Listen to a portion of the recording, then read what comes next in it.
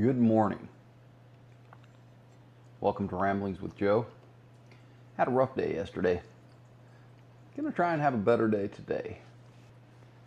Freight's still not up. They say you can tell where an economy is going by the business truck drivers are doing. I think mostly they're speaking of long haul truck drivers, but running LTL, it puts me right on the front line. I mean, I'm right at the factories, at the homes, at the end user, at the beginning user. Not a lot of raw material. Occasionally, yesterday I had a little bit of raw material going to factories, but mostly I'm delivering factory parts and finished goods, things like that. In Europe, they would all have, I guess, value-added taxes. Here in America, we have a different tax system. And the tax system, well, the Boston Tea Party, they'd have gone nuclear if they knew where we were headed. We are deep in debt. Our country is, I think it's 31 trillion. It's seriously in debt and growing. And by all accounts, it's going to continue to grow. I believe eventually that the dollar will fail. I don't think it'll be the end of the world. With the advent of cryptocurrencies, I think eventually that's where we're going to end up. Now, the beautiful thing about Bitcoin, not the... So the news, the media, the government tries to sell you on the idea that Bitcoin is unstable. It's not. Bitcoin's perfectly fine. There have been some companies that try to utilize Bitcoin in a way that Bitcoin wasn't designed to be used that have failed and have gone under. And if you're not dealing directly with a Bitcoin wallet and Bitcoin, then you have a middleman.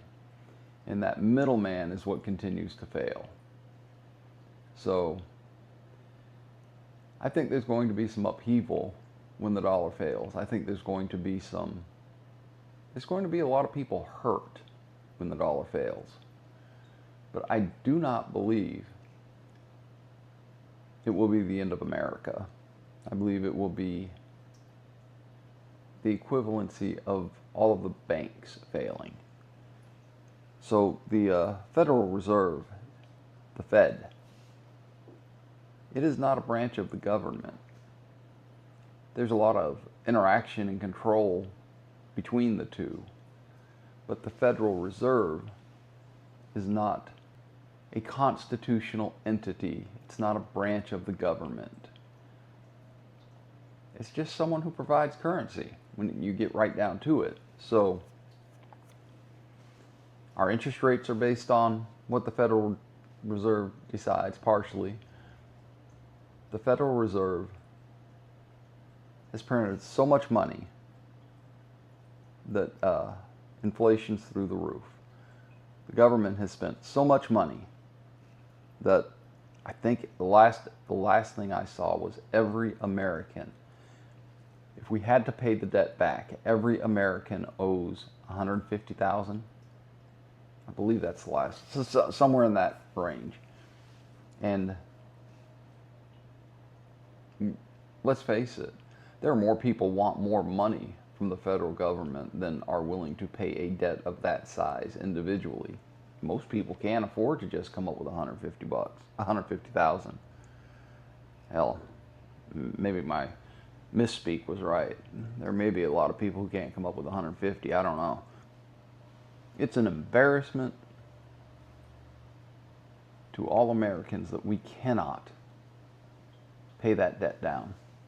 And politics have gotten so out of hand now. It's one of the reasons I left the Republican Party initially. It's horrible. And when the dollar does fail, there's going to be a lot of people hurt. There are going to be a lot of government employees, a lot of government retirees that are out of luck, because when you're basing your retirement 100% on a fiat currency that is controlled by the entity that has guaranteed your payment,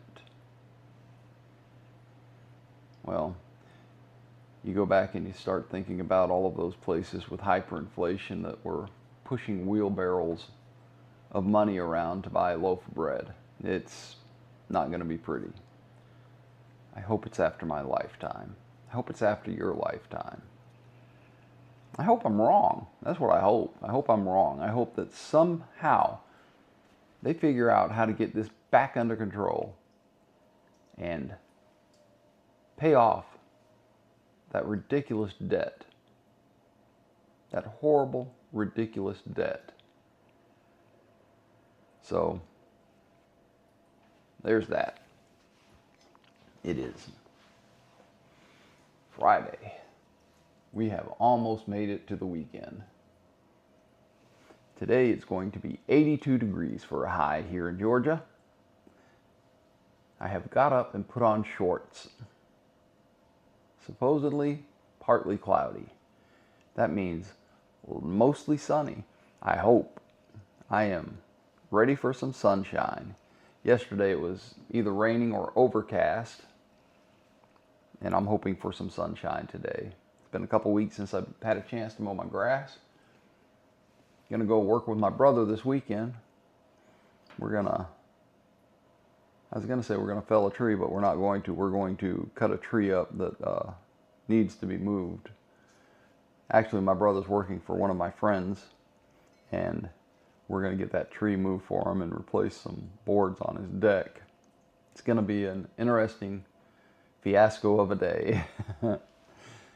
The guy we're going to go to work for tomorrow, he rented a steer skid, and he's going to pick up the bigger pieces and move it with that. We're going to load the smaller pieces up into a trailer and move those. It is daunting work, I will say that. I'm looking forward to spending the time with my brother. I'm not looking forward to Sunday morning waking up sore as I'm going to wake up. I've done this kind of work in the past. I've chopped firewood, I've done all that stuff and cleared land. It's just a matter of doing. Was a much younger man. I've seen my share of snakes and ticks and everything you see in the country. I've hunted not just for sport. I've hunted out of necessity for a friend whose family was poor. And one of the things that we used to do, this has been decades and decades ago, so I feel like I can talk about this now, but instead of giving food to a family, a very proud family, a family that fought for survival and worked to keep themselves above water, my parents would drop me off with my .22 rifle and 50 rounds. And the goal to help this family who was in need was to go hunting with their son and to bring back as much game as we could. And we would hunt. And the truth be told, at the time, I didn't know what I was doing. I didn't know that I was helping a family in need. I thought I was spending a day with a friend, a good friend. Friends often fall by the wayside as you age out and you change and they change. I went into the Navy and I lost a lot of friends. Back in the day, we didn't have the internet. When you left a town, that was it. If they moved, you didn't have their number. We would go hunting, small game hunting, rabbits and squirrels. And they would feed me when we came back. And most days we came back with 15, 20 squirrels and rabbits. The parents of my buddy, very happy when we came back with a lot of game. And but we would spend so much time hunting for that game. We would leave out at before daylight in the summertime. We would leave out at 5 o'clock in the morning and walk out to the woods. And we had a favorite spot that we would sit up. A lot of people don't know how to hunt squirrels. There's a couple, no, there's probably a bunch of ways, but our primary ways were to find, we'd go to our favorite spot. It had a huge tree that had fallen, and it was just the perfect height for us to sit on. And you could sit there and wait for the squirrels. There was a stream about 15 yards from the tree, and you could sit there and you could wait for the squirrels to come, and they would. And the squirrels would go barking, and you know, okay, it's time, and Les and I would get as quiet as teenage kids could get. And squirrels don't really care about sound that much. What they care about is movement. If you think about it, squirrels are around sounds all day long, other animals, thunder, that kind of thing. So when you're hunting squirrels, you learn. You don't go pick up a squirrel that you just shot. So we would sit there, and as the squirrels would roll in, coming across the treetop, they'd drop down from the tree and head over to the stream or to forage on the floor. There were a couple oak trees there, and that's when we could harvest them. I'm using some very nice words. That's when we'd shoot the squirrels, kill the squirrels. Now, my buddy was an amazing shot. He had open sights, and he would pretty much every time hit that squirrel right in the head. And I was not such a good shot, but I had a scope, and that helped a lot, so I usually had a headshot as well. And we learned, or we were taught by our parents, that if you didn't get up and walk over and pick up the squirrel you just shot, the other squirrels would come, and they wouldn't even mind the noise. As long as you didn't move a lot, you could harvest a lot more squirrels. And that's how we hunted for squirrels. Hunting rabbits is a different thing. I was never good at seeing rabbits. Rabbits, when they sit perfectly still, they are amazingly hard to spot. And I never got a knack for it. My buddy got a knack for it a little bit. And there was one time that teenagers, we left out very early, and we got our squirrels, bagged them, and we were waiting to go hunt some more squirrels. And the second way to hunt more squirrels is to shake the nests.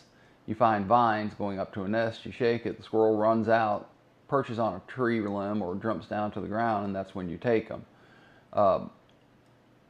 And we did that for a while and got a few more squirrels that day. But being teenagers, what do teenagers like to do?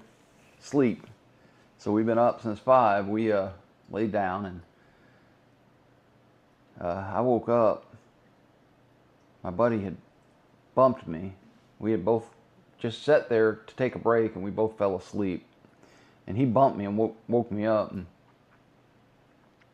he said, "Shh."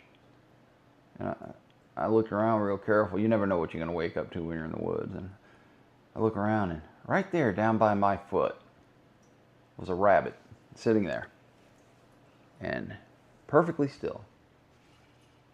And I'm like, wow, this is amazing. This rabbit's right here at my foot. We'll never get that rabbit.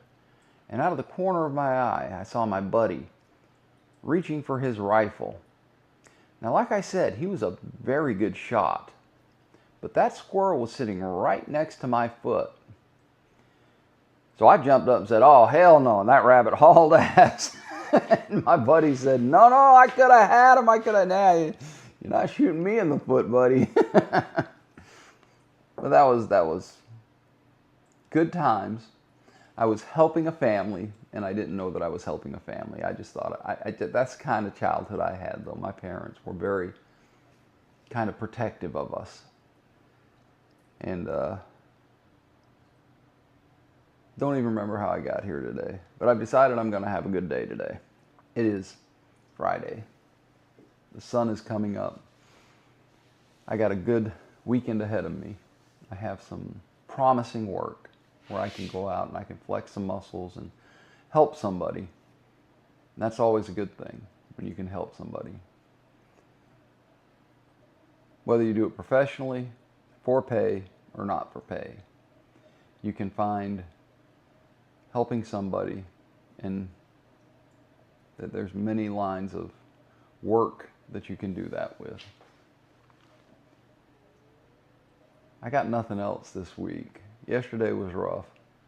The week is over, almost. Sunshine's coming, thank goodness. It has been a wet week. I will mow my grass on Sunday. That's when it will finally be dried out. I haven't had to fill the bird bath. This is just, it has been an amazing. This is the beginning of August too. Well, today's the 8th, I think. Is today the 8th? Yep, today's August 8th. I usually take notice of my anniversary date for the Navy. That was 5 days ago, August 3rd. And maybe I'll talk about that next week. The entrance into the Navy and the Navy itself. Maybe I'll talk about a little bit about that next week. Who knows? Friday. Y'all go out there and have a good day. I'm going to give it my best this fine, hopefully sunny Friday. I hope you find peace, love, and dream. Till next time, L'chaim.